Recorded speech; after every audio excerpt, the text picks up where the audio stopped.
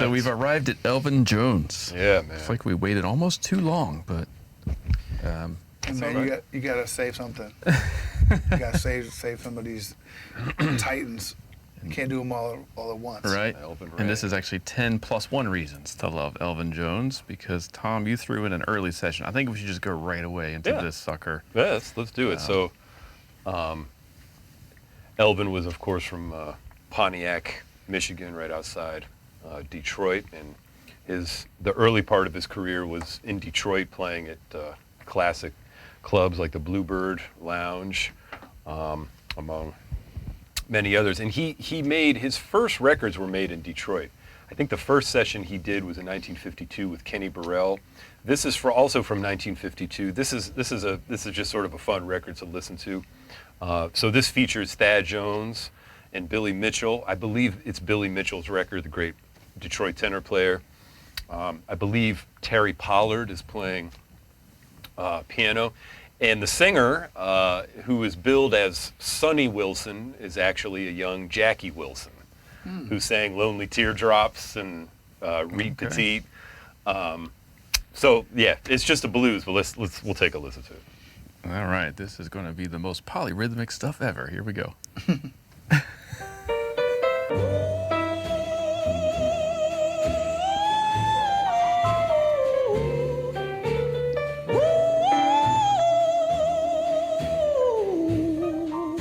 Well, I'm thinking about you, baby. Although you're so far away.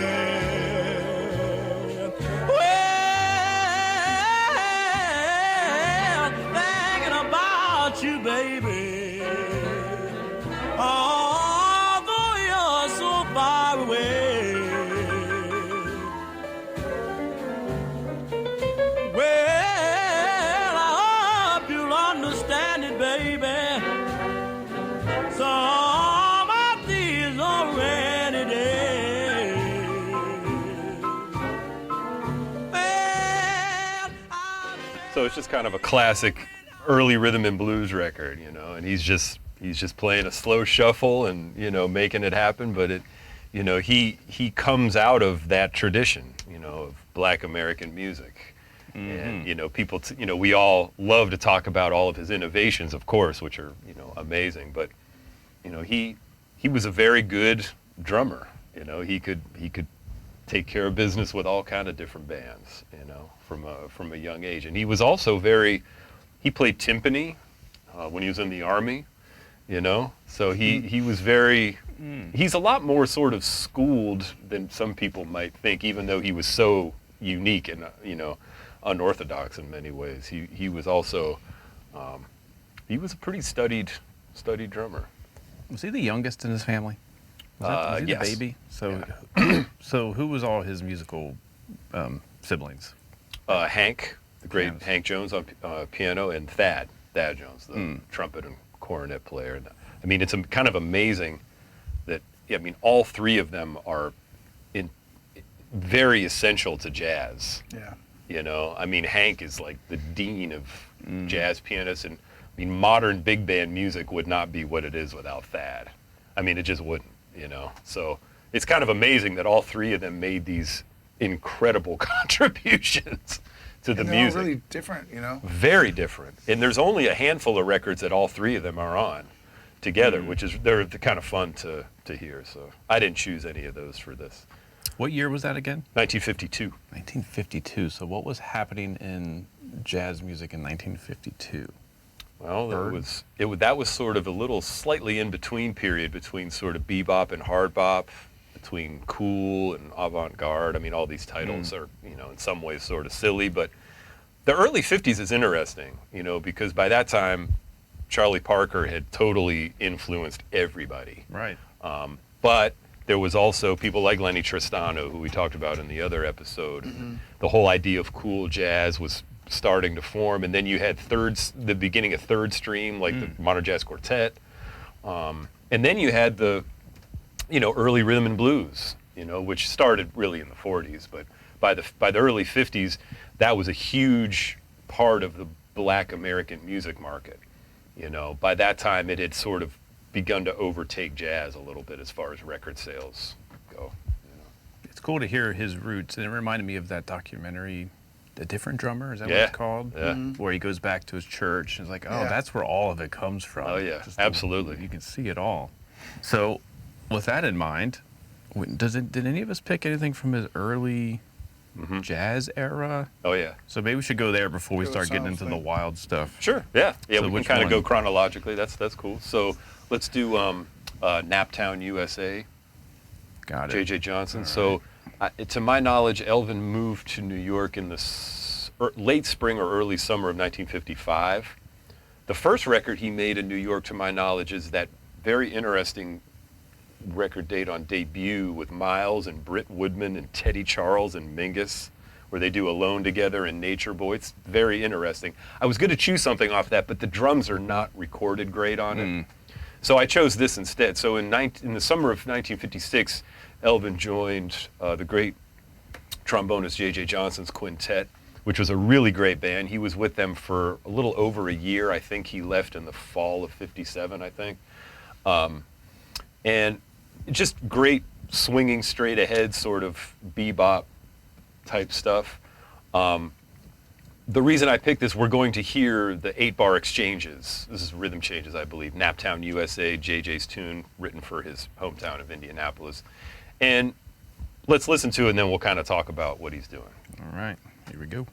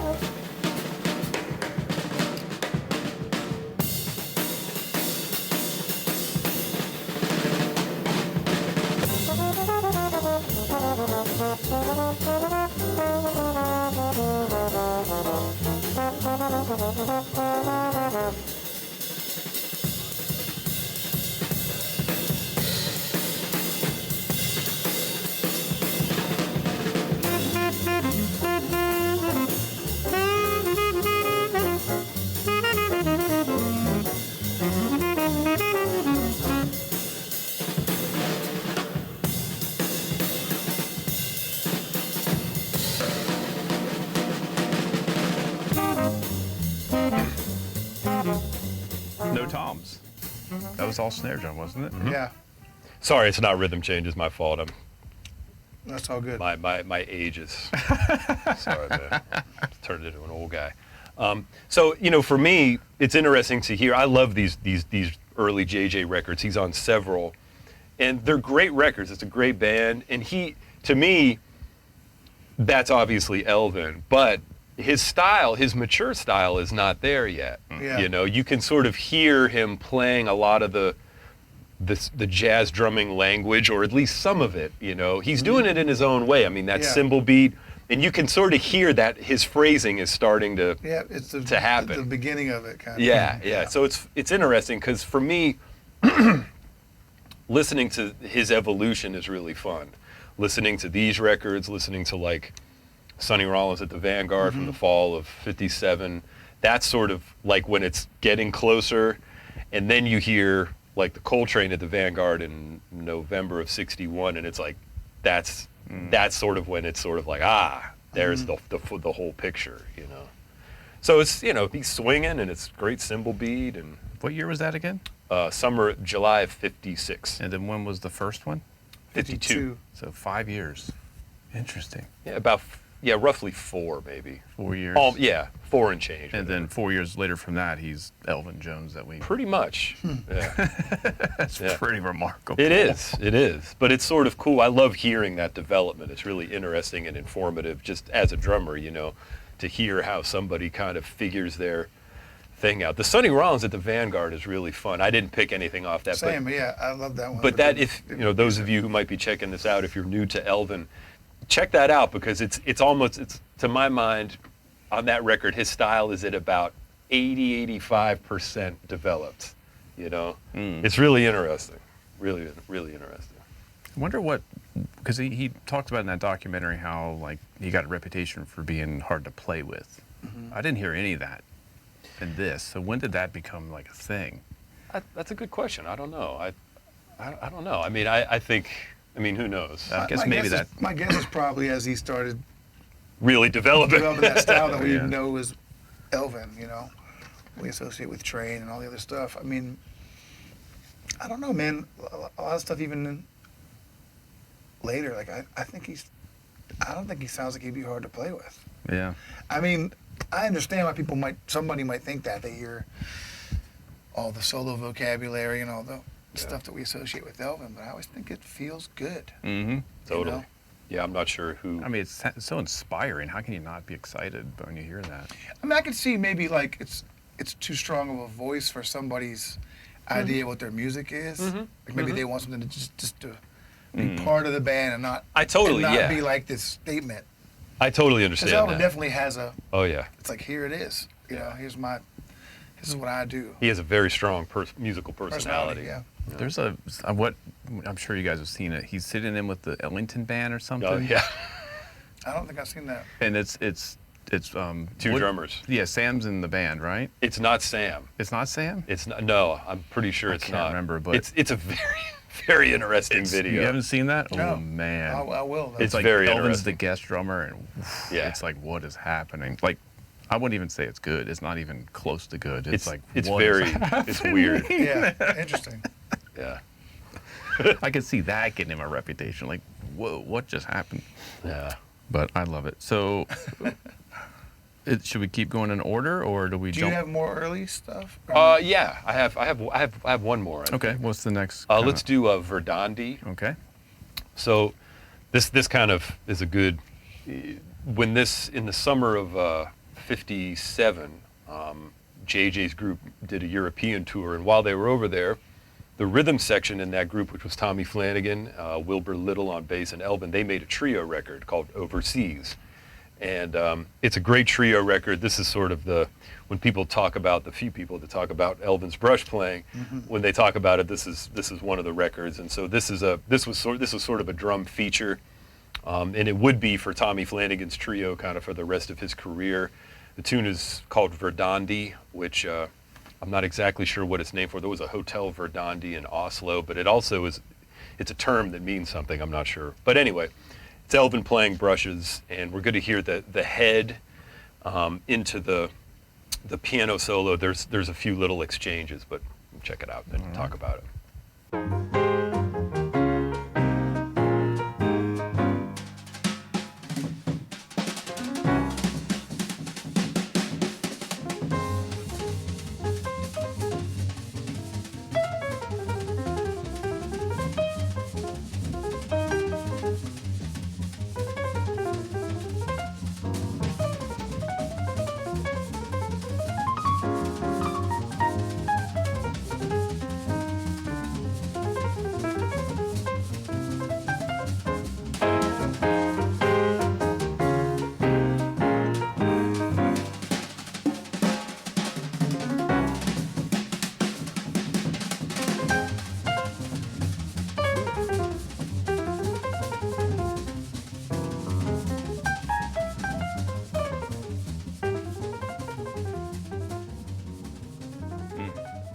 So, I mean, for me, the first thing that I hear is he's getting an absolutely beautiful sound out of the snare drum. It's swinging. He's not playing the hi-hat very loud at all, so you get all this beautiful sound.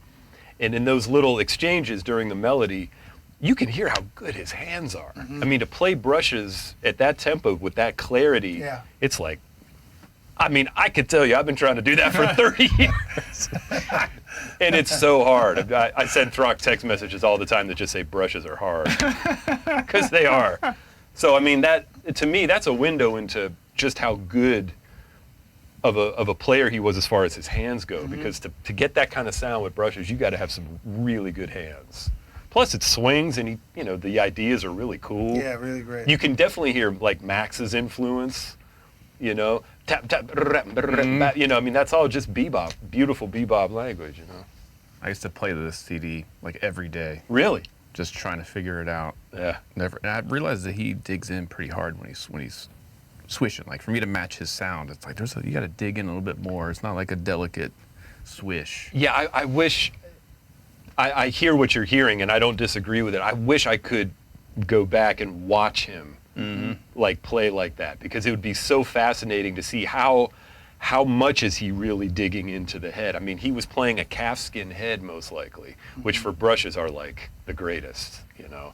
So there's a lot of interesting things to kind of, you know. What's the ballad on My Favorite Things? The first ballad. Every time you take a I can't remember which one it is, but that's the one where I really was like, "Oh, he's really pushing." yeah. Like to get that fullness. Yeah, I have another one with him playing brushes for later. So, but let's get to one. All right. So what do you got, Throck? Where do you want to go? Contemplation, drum thing, Oriental folk song, studio. Just go in that order. Yeah. So we're jumping ahead a bit for contemplation, aren't we? Oh, Yeah. This is so great. This one, we'll talk about it after, but every time I hear this, I really love the recording of the cymbal. Yeah. Like if I think about it. You love his cymbals on this record. Yeah, I just can't get enough of the cymbal sound and all the stuff he gets out of it. There's just so much to say about him. I mean, he's just, you know, he's probably my favorite drummer ever. You know, depending on what day of the week, top 2 or 3, always. No, I hear you. Same. Yeah. I would argue that he's potentially the greatest drummer of all time for impact and originality and There's legacy. just something so. I have a hard time draws me. arguing with that. I mean, Yeah, he's just something else, man. you wouldn't have rock and roll. You wouldn't have Mitch Mitchell. You wouldn't. I mean, Yeah, it's so deep. and yeah, just the, you know, I always talk about this. There's like a breathing that happens in his playing. It's kind of It's amazing. this beautiful push and pull, and it never. I mean, at times he can, on purpose, make it stretch even further than maybe somebody might Totally. want to hear. But if you were playing with him, but I just love it, you know. And let's listen to it. All right, here we go. From the top.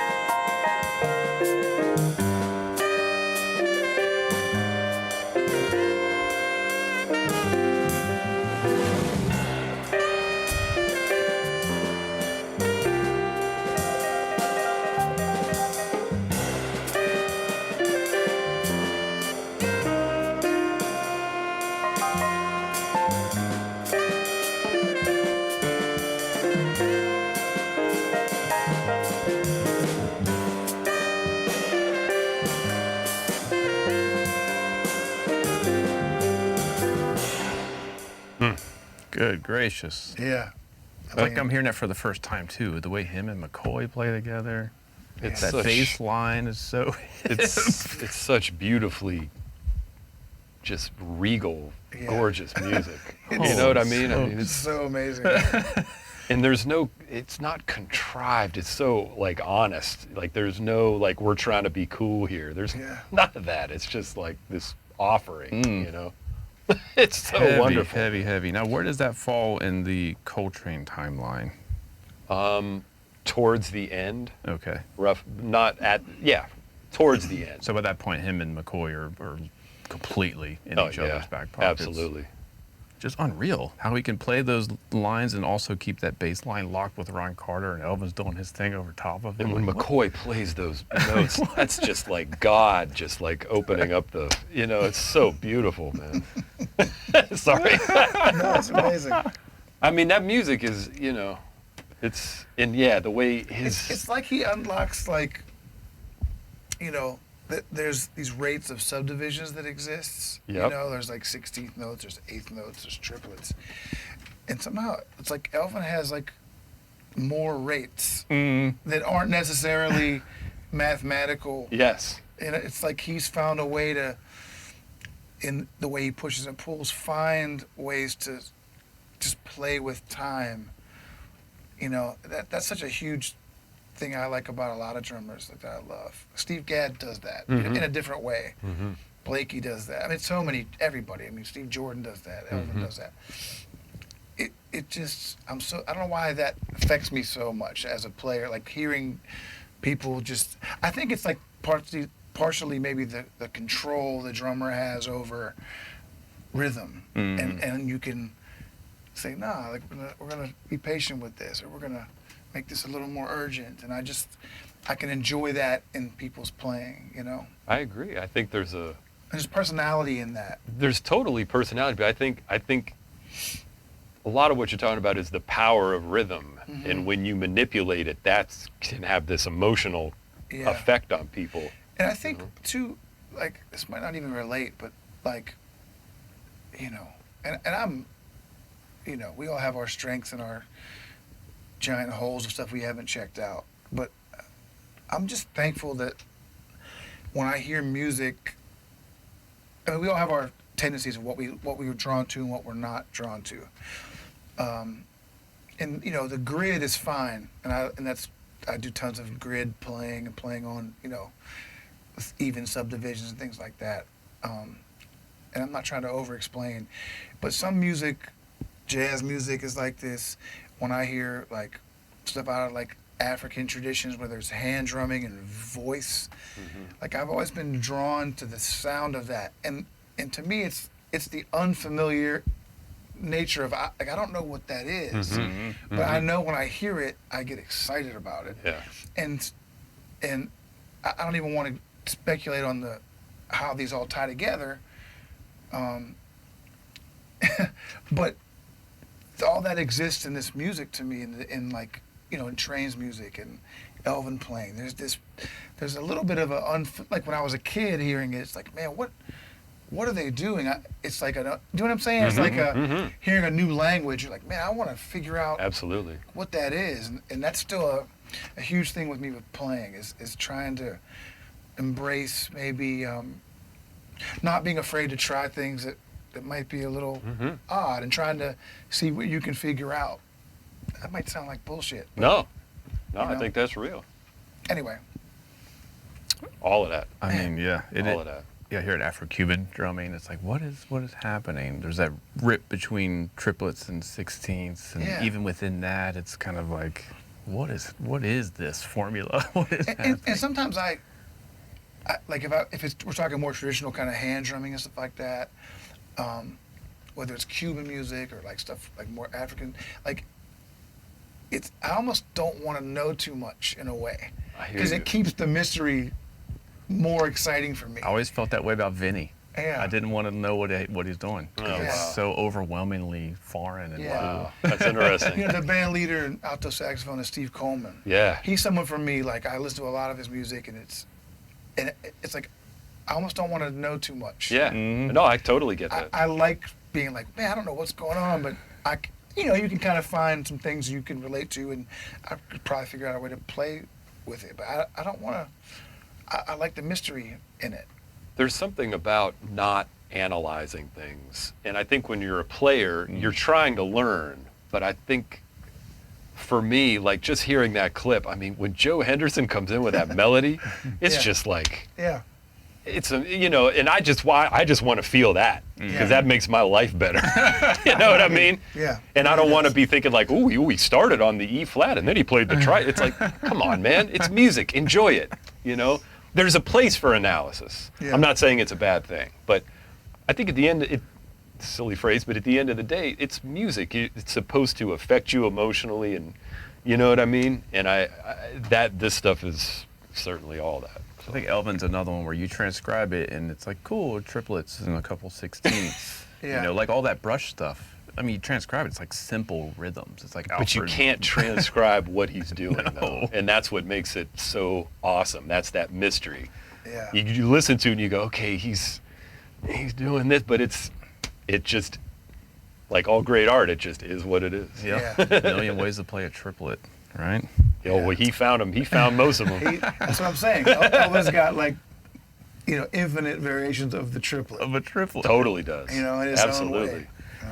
Well, we're speaking of the new language. My first pick is Ding-a-Ling-a-Ling, an open solo off of, originally the record was called Youngbloods, I think. Yeah, wow. And they gosh. reissued it as something else. Yeah, what was, oh, man. I think it was from the early 90s. Yeah, my Nicholas brain Payton is was in laughing the at me band. again. But when I heard this, it was exactly that. It's free. He's playing with timpani mallets. So it's like a whole, this opened up an entire Oh, I'm glad you chose. Yeah, I'm glad you world chose for this. me. Yeah. I was way into classical percussion at the time. And I was like, oh yeah, I can use my timpani mallets on the drum set. All this stuff. Elvin could do it, man. And it's like a 7-minute open freeform, no structure that's transcribable. But yet, he's just speaking. So here we go, first minute.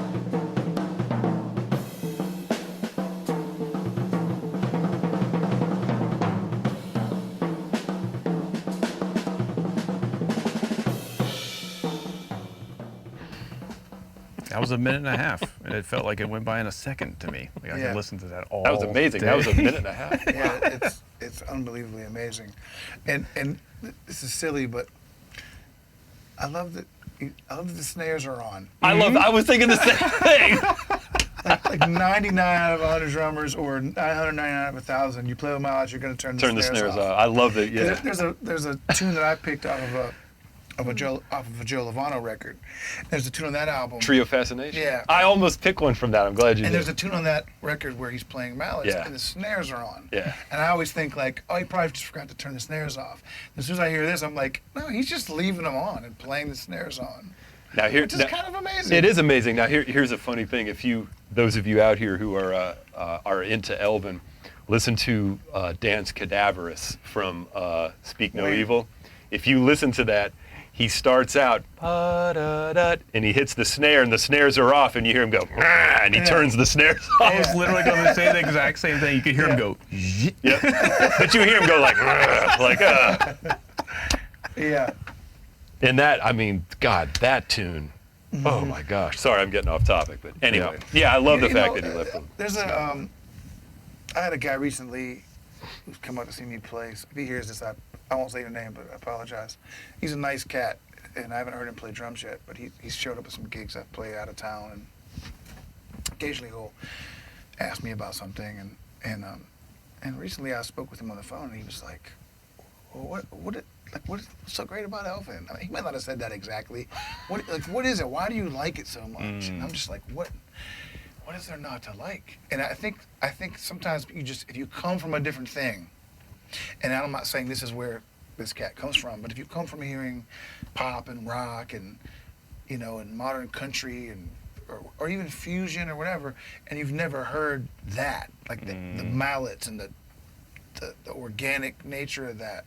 It might seem like so unfamiliar and just maybe even off-putting to somebody, but man, like as soon as that started, like you said, you could hear it all day. I'm just like, man, that can only be one person. Absolutely. And it's so special, and it's beautiful. Like, and it just gets that's better why I love, and better. That's why I love so much. And also, I'll say this too about Elvin. I don't go back as far as some of the recordings Tom knows, but I have some early stuff as well. And with Elvin, more than maybe anybody else, from the earliest recordings to the day he died, I love all of it. Yeah, me too. Or certain drummers, I have periods I really like. Elvin, it's like anywhere along the line. It always hits me the same way. I did an experiment with that. I gave my buddy James, trumpet player, I just had him, he just sent me a recording of him just playing, like bebop stuff. And I put that over top of this. Yeah. And it synced up in some just magical ways. Like it was like they ended phrases together. I was like, what the hell is That's amazing. Yeah. I Wow. probably still have it somewhere, but because there's something in there that's more than just him playing the drums. No There's question. Something else going on. And so many of our heroes talk about all the same stuff with Elvin. Like I have like a clip of Vinny at a clinic talking about Elvin and just talking about all this stuff, like you can't transcribe it, it's in there. Speaking of sort of the magic mysteriousness of him, I saw Elvin play twice, and the first time was at Manchester Craftsman's Guild with the Jazz Machine. Nicholas Payton was really young. That's when I met him. Yeah, and he played brushes on a tune, and I was kind of far away. It was a small concert hall, so I wasn't like right up on it. And they were playing, and it was kind of like a walking ballad, slow tempo. And he was playing brushes, and it was the most beautiful, smooth sound. But when I watched him, his hands were just going like this, and he was rocking, and his hands were almost making this jerking motion. Interesting. But that's not what it sounded like, and it was like an illusion. I was like watching it, going like, what is he doing? Like, how is it? The sound didn't sync up with the visual. Yeah. And that was when I was just like, man, this is somebody very special and different, and just. Just to add to that, and this is a point we've brought up before in some other one of these, that's the first time I saw Elvin too. I only saw him play once, but I met him twice. Yeah. And that's the perfect thing to say in terms of like, you need to see this music in person. Thank you. Because when I saw Elvin, when I saw Tito Puente's band for the first time, I saw all these great drummers. You see it in person. It's like you learn different stuff than you do on a recording. And I live with recordings. I'm an audio fanatic. I don't even like watch a ton of video compared to how much audio I listen to. But seeing it in person, hearing it in person, and getting rid of like the unknown of what could have happened on the recording, and just seeing it in front of you. Seeing Elvin Jones play from 20 feet away, there's no substitute for that. Yeah, seeing him that first time, the other thing that knocked me out was his sound. It was big. It wasn't loud. There were times when he was loud, but it was huge. The snare drum sounded like it was that big.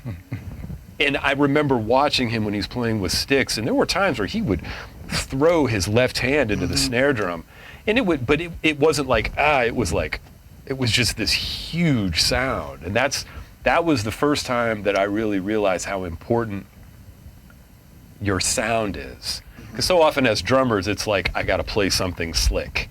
But what kind of sound do you get?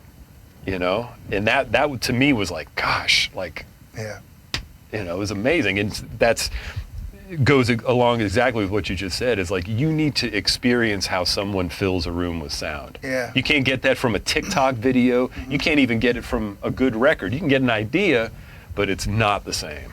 Yeah, and the feeling you get seeing it right in front of you. 100%. It's amazing. Man. Whether it's a voice or a horn or what, it's something else. Yeah. Where do we go next? It's all good. We could do one of mine, I guess. All right. Yeah. Just go to the next one. In Drum order. thing? Sure. Oh, yeah. All right. This starts in the middle. Did you get Yeah, I that? got Okay. 3 minutes in. Now, you so- talk about a beautifully recorded record. Mhm. I mean, this is one of the most classic Coltrane, Rudy Van Gelder. I mean, they're all great, but this one in particular, the sound is beautiful. And the way his bass drum sounds on this, it's so great. Just waiting for the stupid Liberty Mutual ad to Yeah, end. man. All right. That's okay. 5 minutes in, we said? Yeah, I trust you. Yeah. Toward the end of the track. Yeah, I just grabbed a chunk, you know. All right, so here we go. 5 minutes in, the drum thing.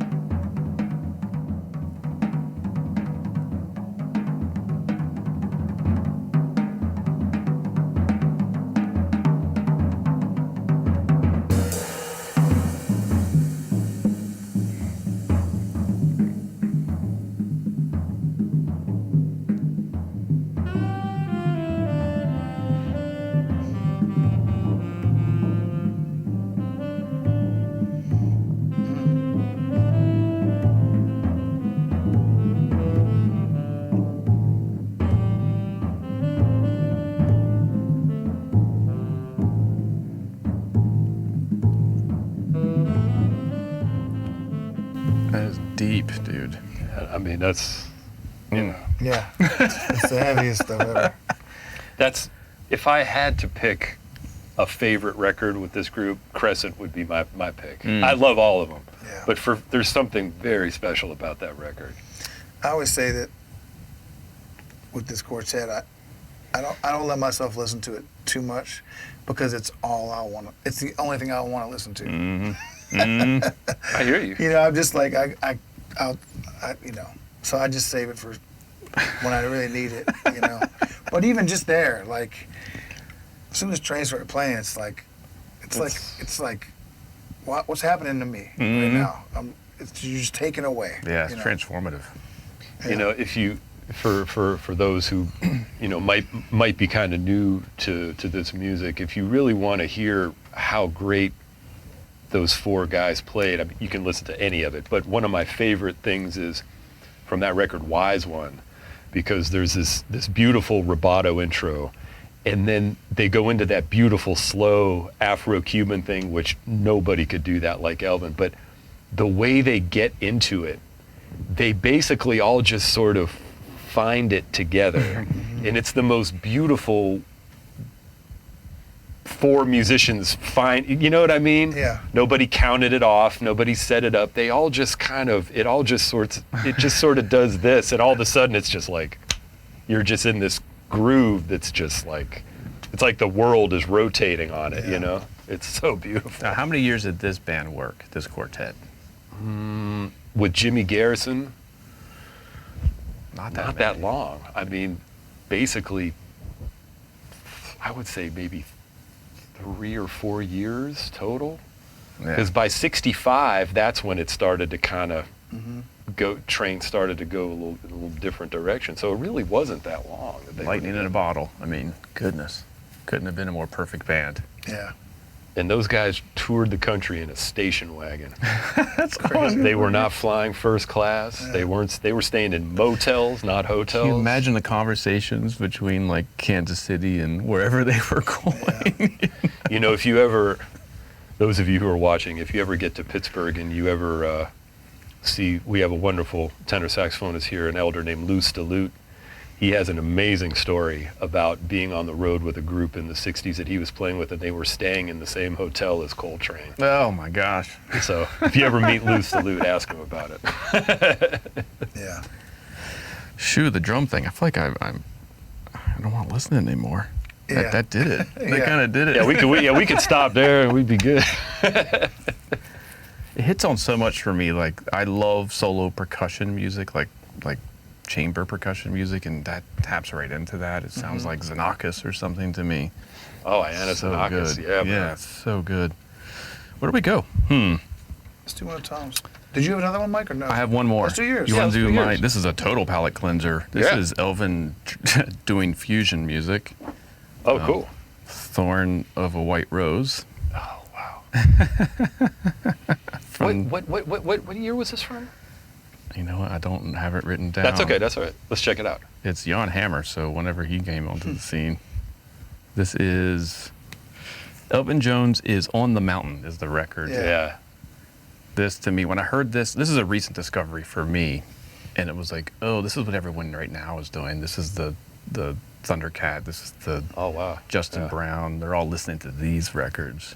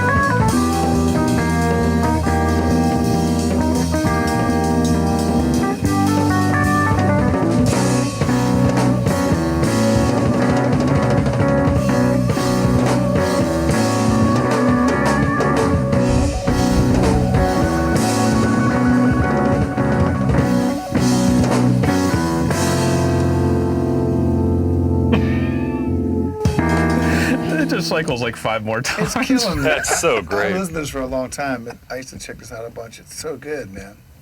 Jan Hammer's kind of killing. Yeah. And you think about some of that like 80s music he made. Like, Yeah. it's so different than this stuff, you know. I He love it sounds so great. much. Yeah. I mean, it's like I'm going to play in a fusion band, but I'm going to do my stuff, just hit really hard. It's weird though. Like somehow, I don't think of the fusion word when I hear that. It just sounds like Music. music that Elvin Jones is on. Yeah. It sounds like a band with Elvin. Yeah, you know. That's a funky I'm glad you record. played that, man. That's, yeah. I want to say something real quick, which is really stupid, but if you see this on YouTube, because I'll watch some of these back occasionally and just try to figure out how much of an idiot I sound like. And sometimes with these, I've told you this, it looks like 3 or 4 dudes, and like when James is here, that are like all nodding our head out of time. I promise you, when you're in the room, we're all grooving along with this. Yeah.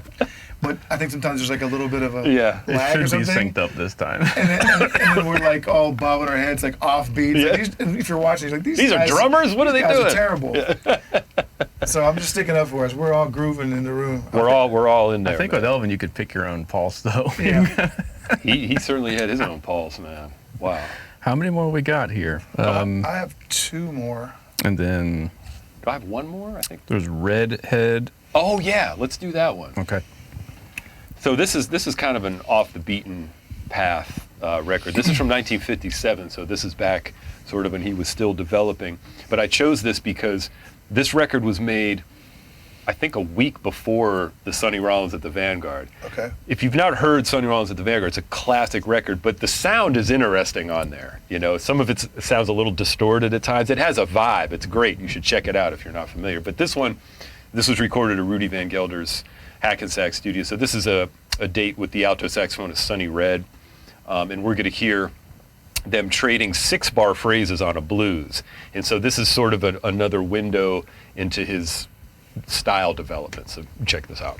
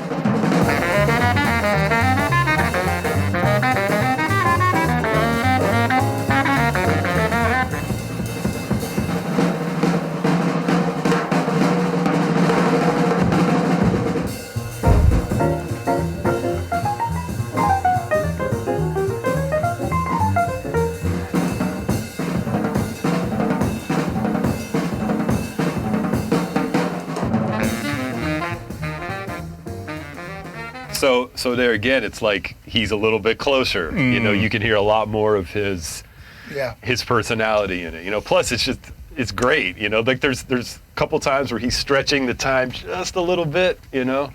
Were they trading sixes? Yes. Yeah. So it's a blues, but that's trading sixes. That's pretty slick. I never noticed that before. It's fun to do. It makes you play a little different when you do that. But yeah, that's, you know. You know what I noticed with his phrasing is he didn't like finish the second four and then start another four. He just played sixes. Yes, absolutely. Which is really slick. It's amazing. Yeah. So I always like that date. So. Very cool. All right, Oriental folk song. Yeah. Oh man, I'm glad you picked something off this. Why'd you pick this one? While I cue it up. I mean, it's just. It's killing. It's killing. It's also great. It's really take your pick. You know. You know the cymbal beat on this is great. Kind of chill. Kind of chill. You know, that might have been part of the reason. We've been talking about everything, but Elvin's cymbal beat is very unique and very special at any tempo. You know, I've heard drummers say like he couldn't really play really up tempo very well because of the way. I don't really agree with that, but I understand why somebody might say that. But his phrasing, and I always talk about Joe Henderson's In and Out on Blue Note, which is one of my all-time favorites, and his cymbal is like this conductor, and it's just so you just got to check it out. Yeah. I love the way he plays up tempos. I do too. It's unique.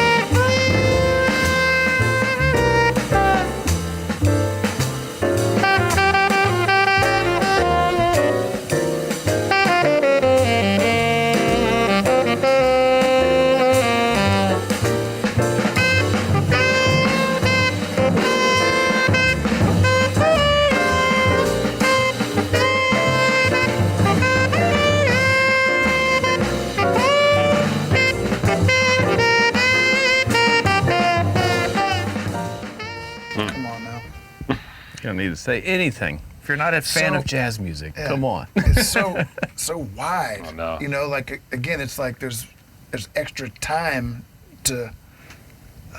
You know, does that make sense? Yes. It's totally. like so wide. Yeah. I was saying that about Joe Chambers earlier on the other episode, but like there's just this. I would love the to talk space to they create. a bass player that had played with him just to explain the feeling, because it has to be a different feeling. Like, you know, I actually talked to the bassist Richie Goods, who's Emmett Goods' brother, and he played a couple of tunes with Elvin. He told me, and he said it was great, but he said it was. I didn't get to talk to him in depth about it, but he said it was great, but it was different. But it was great, you know. Yeah, because there's like a quarter note is like. I know. It's like pick your spot. I know. Yeah. I know. It's. You know that like the thing that comes up a lot. We'll probably talk about this later today, but as far as playing with a bass player, actually just playing in a jazz group, period. Jazz more so than like a groove thing, for me. You know, a lot of people say in jazz like, I'd rather rush than drag. You know, and I feel the same way, but I don't. A lot of tempos I don't like personally. I don't like them to really rush. A little bit is cool, and I play with some bass players that are amazing, but I always feel like like those kind of tempos, like those like it's very hard to play slow, those. medium tempos. Like I really like them to feel wide. Yeah. Mm-hmm. And that's where you can play with it. Yeah. I think if it starts to want to bump up, for me, it feels like I'm losing my. You're not getting as I'm much losing out. the whole. Yeah. You know, if you had to color in a square, like the square keeps getting smaller or something. That might be another terrible. No, analogy. I agree. But like I want to be able to make use of all the time. Yeah. You know. Well, plus just, from a technical or practical standpoint, that's a hard tempo to play. Those are It's grown very man easy. tempos, Yeah, I mean, love it's those tempos. it's easy to rush and it's easy to drag, and to make it feel good and then be creative within that. That's just more proof of the mastery of these musicians. Yeah, and I really love those tempos. Oh, they're great. Regardless of the time signature. You know, I think a lot of people, if you walk into a drum shop, I mean, I don't do this anymore. But like when I was a kid, you walk into Drum World in Pittsburgh and see a kit you like, and you want to sit down. Like those are the tempos I always sit down and play. Interesting. Some guys sit down and they play the mall beats. You know, Yep. Yeah. or we always call it I had a student who called it the mall beat. The mall Because every kid at the mall could play that beat. That's a pretty good title. Yeah. But like, you know, everybody has their thing they play. Some, you know, and for me, it's always those kind of medium tempos because there's just so much time. There's so much space to explore. Yeah, yeah.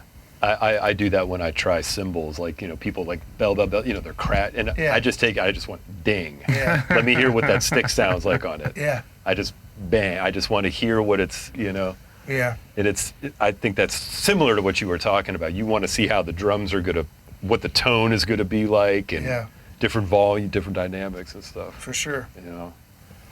Yeah, I don't really know what else to say about that. I think the greatness of the drummer is how little you have to say anything, and we're only 53 minutes in, and I feel like we're done. But We got one more to go. Two more reasons though. One more. One more? Okay. I have one still. Yeah, you have one. Oh, I do. I have one more too. What was yours? Hank Jones.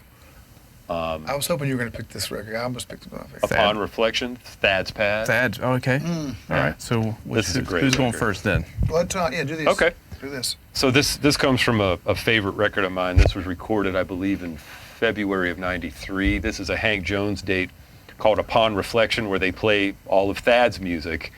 Hank Jones, the late great George Mraz on bass, and Elvin. It's recorded at Van Gelder's studio. Elvin plays brushes on basically the whole record. He plays a beautiful mallet solo on Child Is Born, but this was the first tune off it. This is a great tune of Thad's that goes back to the early 50s called Thad's Pad. It's a very slick tune. Elvin's playing brushes. The reason I chose it was, check out how he plays the melody with Hank. It's really beautiful.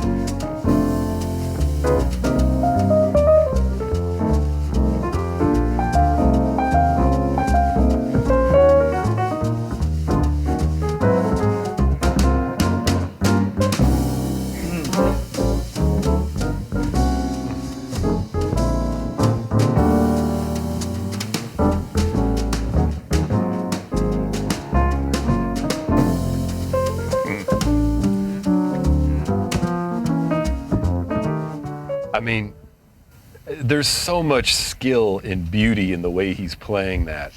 The touch, the way he's playing the different melodic hits, he's not overdoing it. He's matching the timbre of Hank. It's just, there's so much in that is so hard to do. That's a great album, man. It's such a beautiful record. I mean, all three of them play so beautifully, and it's recorded so well. Another example of Elvin being able to play, Hank is a very beautiful pianist. He's not like, McCoy's a beautiful pianist, but stylistically they're just very different. Hank, there's a lot of tonal and understated beauty in it. And that Elvin never steps on any of it. Even when he really lays into it, you're never like, God, why is he doing that? It's like, wow, you know, such artistic mastery. And I love how he plays that melody. There's sensitivity, there's hipness, it's all there, you know. Very cool. I love that you can hear his grunting, and like I think he explained it. He's singing the rests. Like when he learned how to play snare drum, he would grunt or make a sound on all the rests. And he said it just stuck with him for his whole life. It worked. I just feel like he probably just can't not do that. Yeah. You know? There's on that Vinny clinic I was talking about. He's like, yeah, you can't transcribe. He's like, how would you transcribe the grunts? You know, That's true. Just being silly. You Yeah. know? There's so much to it, man. That's part of the recipe. All right, we got one more. Let's just send it off. Studio Riv B. Oh, man. Yeah, this is off this Joe Lovano record called Trio Fascination. This is one of my favorite of the older Yeah, I love this one. or later Elvin. Later Elvin, yeah. Yeah, Dave Holland, Joe Lovano, Elvin, just a trio date. Really great music. Really great music. So from the top.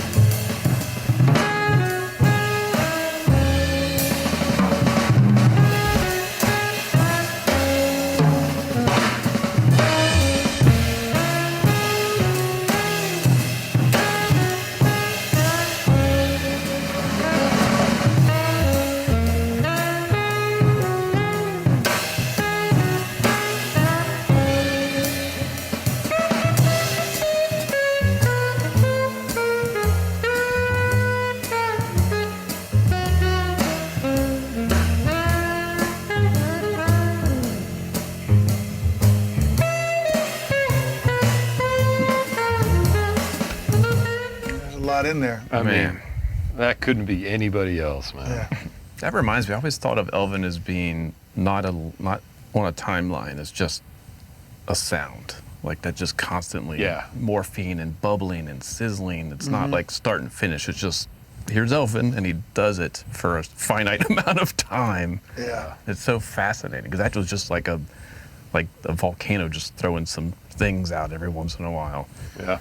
So magical. Yeah. Yeah, he's the best, man. Yeah, there's I don't know what else to say about it. It's wonderful. Listen and enjoy. Yeah. There's so much to listen to. There's just, you know, there's no shortage of recordings, so enjoy them. Yeah. That's Elvin Jones.